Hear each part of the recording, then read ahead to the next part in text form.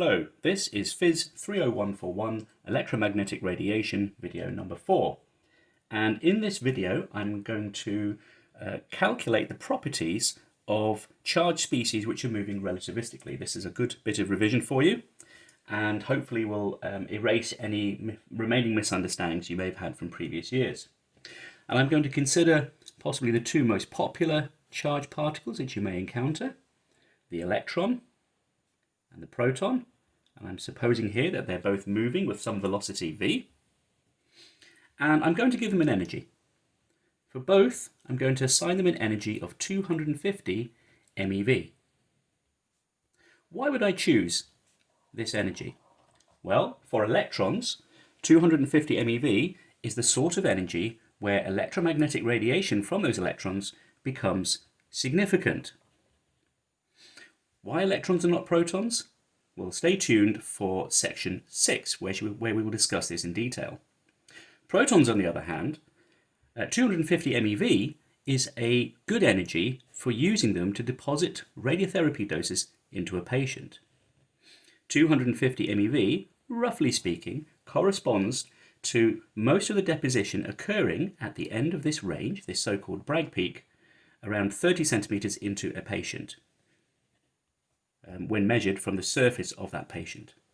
So that's the justification for looking at 250 MeV. Now, the more astute of you may have noticed that I haven't defined what energy I'm talking about. Well, let's see if we can figure that out as we go along.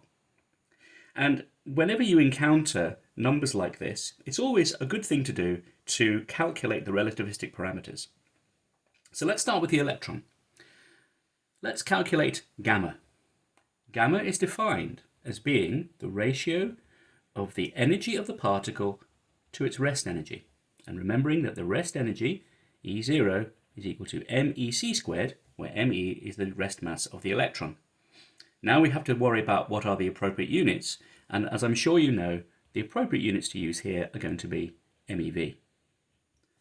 So the rest energy of the electron is 0.511 MeV, and the rest mass, of course, is 0.511 MeV over c squared. And writing it this way shows us straight away that this is a good unit system. So let's write down what gamma is. Aha, well, we don't know, as we haven't been told here, although you should be told in most examinations, we haven't been told here what energy we're considering. Well, let's just treat 250 as being the total energy. Gamma is 250 divided by 0.511, which is something around about 500. Now, what is beta? The relativistic parameter. Beta is equal to the square root of 1 minus 1 over gamma squared. Well, you can see straight away that gamma is a very large number, so to an extraordinarily good precision, beta is basically equal to 1. Now we can answer that question about how to regard this energy. Should we be regarding this energy as being the total energy, including the rest energy, or just the kinetic energy? Because we remember that E total is equal to E0 plus EK. Well, let's swap. Let's add on another 0.511 MeV in the numerator of this expression. We will see that to the kind of accuracy we're talking about, gamma doesn't really change. What we're saying is that EK is much, much larger than E0. So when we write down the formulae for gamma and beta, it doesn't really matter if we're talking about kinetic energy or total energy. That's an important idea. Now let's look at protons. Let's calculate gamma for protons. Gamma is equal to E total over E0. Now we look back at the 250 MeV and we ask ourselves, can this possibly be the total energy E0 plus EK? Well, for a proton, E0 is equal to MP c squared is 938 MeV. So clearly, 250 MeV cannot possibly be the total energy. It must be the kinetic energy. Knowing that, we can now very straightforwardly work out what gamma is. So this is 938. This is 250. So this number is about 1.27. A little bit more than 1, not much more than 1. So now we expect that beta is not 1. It'll be some amount much less than 1. Well, it turns out it's something like about 0.7. So even when gamma is quite close to 1, beta, the velocity with respect to the velocity of light, is already approaching quite close to the speed of light. Now, let's finish off by looking at another parameter, the momentum. And we recall that always, momentum P equals m times v. Now let's divide that into gamma m naught, which is this part, and beta c, which is that part. So we can rewrite the momentum as being beta gamma m naught c.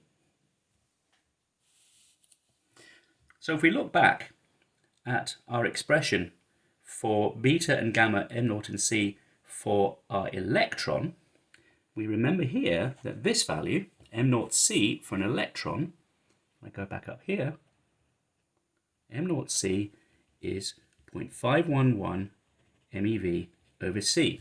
No calculator required. And gamma is about 500. Beta is basically 1. So the momentum in this case is equal to what was it now? It was, this is half, this is 500, it's about 250 MeV over c. So you can see that this number here is basically the same this number up here, the kinetic energy. So written in these units, we can say that P is roughly equal to EK. And that's true for any ultra-relativistic situation, where ultra-relativistic means that gamma is very, very large. What about our proton? Well, here, gamma is small, and beta is not yet 1. So beta gamma, you can see just by eye, is around 1, approximately equal to 1. Of course, it falls when gamma gets much smaller because beta starts to fall, but in this regime, it's around about 1.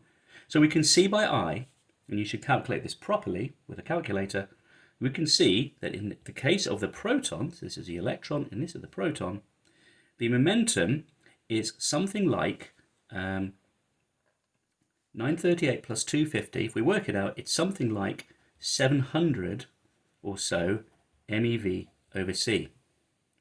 So it's in the case of only a mildly relativistic proton, the momentum is nothing like the kinetic energy up here.